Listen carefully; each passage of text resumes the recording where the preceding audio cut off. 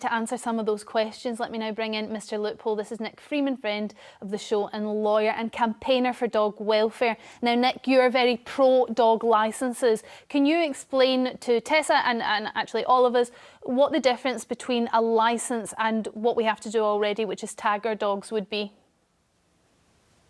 Good morning, Storm. At the moment, the licensing went out in 1987. But it is still law for you to microchip your dog. That became law in fact, 2016.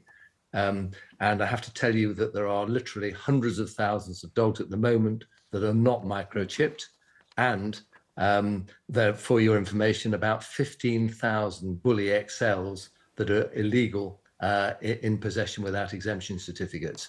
So I think whatever we do with the law, unless we have a means of enforcing it, we're really wasting our time.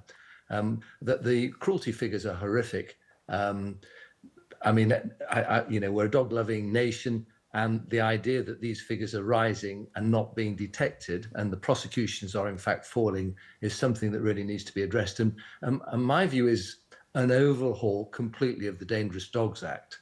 And what I would do as part of that will be to bring in licensing. And I know that I think it was Team that said, some people can't afford it. Well, if you can't afford it, you can't afford a dog. The costs are about, in Ireland, the dog for a license fee is about £12.50. And having a dog is really expensive, not only in terms of food, but veterinary care, et cetera, et cetera.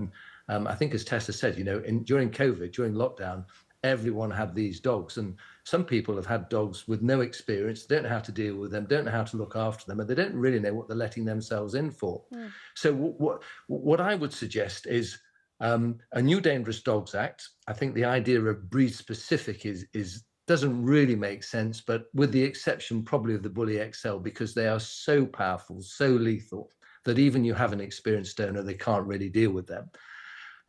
Coupled with that, I would bring in dog wardens, because without the inside knowledge on the street as to who has what, it just doesn't work. And we have these ridiculous non-compliance statistics, and it makes the whole thing academic and a waste of time. Okay, Nick, stay with us. Sorry, I just want to... Can I just say very quickly? One of the benefits is to raise money, because at the moment there's no funds coming from government, central government or local government. Most dog-related matters are from charity, and we need to raise some funds to increase education and help the welfare of the dogs, and that will be a distinct advantage in having dog licensing. Well, that's a very good point, actually, and there's lots of dog fouling, for example. There's lots of issues that crop up when it comes to dogs, and actually maybe even if it was just a tax on dog ownership, whether that might actually be a good thing so the government has more money to solve some of those issues? Unfortunately, Storm, I'm of the view that the government tend to spend our money rather poorly, and I think that this is applicable to this particular situation as well. I think that any kind of additional tax on dog owners would be absolutely ludicrous. The money probably wouldn't be used in those particular situations. And actually, I think the RSPCA is a great example of a private charity that has done incredible work without the support of government. OK, I'm going to go to calls. Maxine from Dorset, what's your thoughts on this? Do you think we need to bring back dog licences? Yeah, I mean, I've got a dog. I love him to bits. I wouldn't mind paying a licence. Yeah, I think we should. What benefit do you think it would have? It's great to hear you wouldn't mind paying it, but do you think it's going to reduce the amount of cruelty to animals? Do you think that it's going to reduce the amount of fatalities caused by dangerous dogs? Why would paying £12 help any of those situations out? Well, I think there should be more checks on people before they buy dogs. Okay. And to see if they've got a history of cruelty before, and disallowing people like that to buy animals full stop. But Maxine, how would you do that?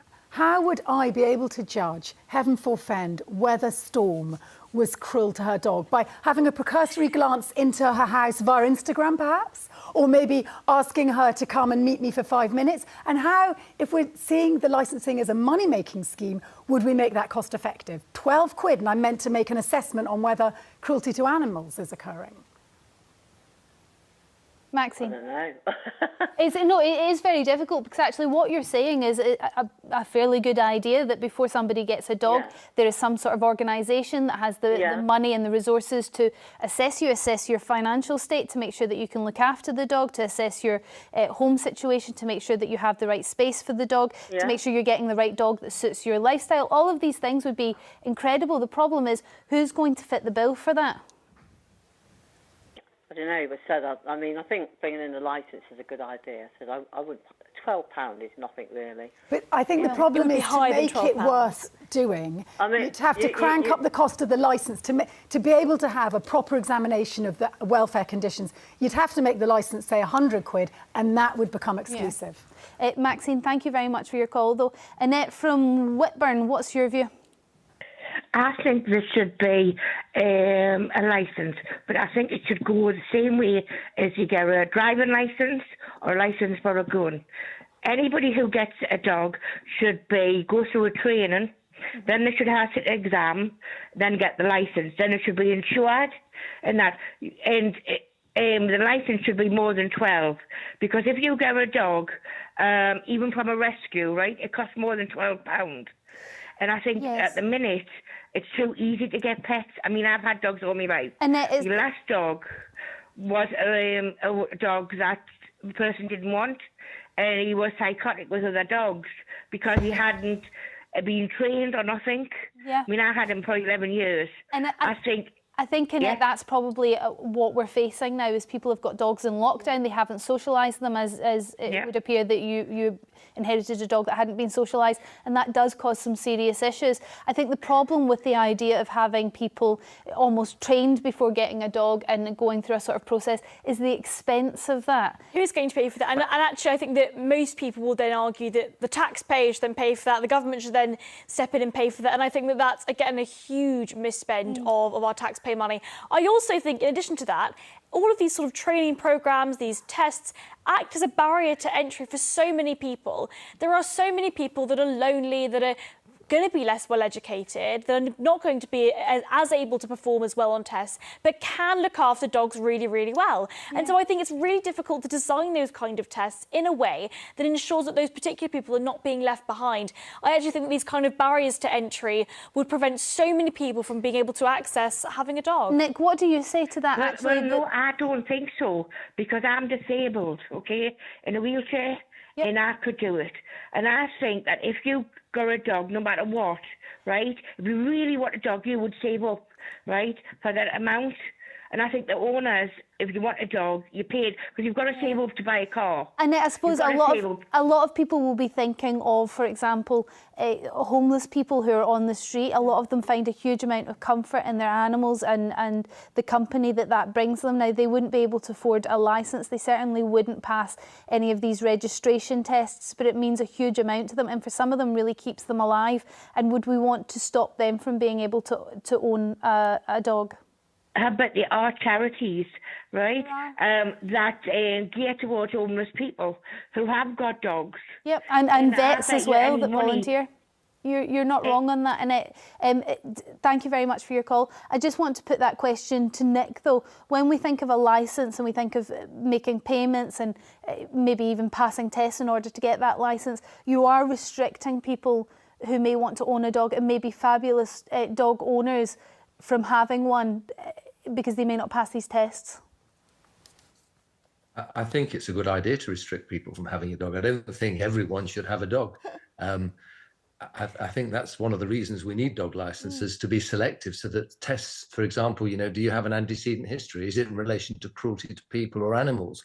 So we've got too many dogs. So I think limiting it is actually a good thing, not a bad thing. In terms of people who are homeless, well, as your previous caller said, there are charities to help them. And it's always up to the discretion, in my view. It will be the local authority, the local council, who would determine whether that person was fit to have a dog. And many councillors are very, they're kind people, and they realise, yes, all right, you can't afford it. We're going to raise the money ourselves from a charity. And that'll pay the licence fee. The dog will be microchipped. We're concerned here with the welfare of the animal. More so, this discussion is about the welfare of the animal more than the welfare of people. There are many other, if we start talking about welfare of people, well, you know, that's a separate argument. The prime concern here is how can we make sure our dogs are responsibly cared for, are looked after, are not being cruel, and are not causing danger to other people. And that's the priority. And if you put that in the hands of local authorities, I think they can deal with that quite sensibly. It's interesting that when you said that not everybody should have a dog and we should restrict the numbers of people being able to access dog ownership, both of you sort of laughed at that. I'm just wondering, Tessa, why? Well, not laughed. Do you not think that's a good idea? Best friend. It flips the equation, and quite rightly, Nick has provoked us to think differently about the equation, which is my need or your need for a dog. And not the animal's need for I themselves. would like to suggest, Nick said it shouldn't be breed exclusive. You know, XLs are a category unto themselves, and you require a licence now for them. But I think it actually should be breed specific. I've seen my mother, her physical needs increasing, and therefore the kind of dog that she's able to manage actually be reduced. And I do think that perhaps licensing should apply, if you're going to introduce it, to larger breeds. Anyway, they tend to be more dangerous. So your Alsatians, your Bulldogs, for instance. A Chihuahua, I mean, arguably, if you're going to license a Chihuahua, I need to license my cat. But this is the point, right? And it may just snowball into that. You end up in a situation we find yourself. Unfortunately, we've run out of time on that debate, although I could have spoken about it all day long. Thank you for all your calls on that. A huge thank you to Nick for joining us for that discussion. Later, would you ever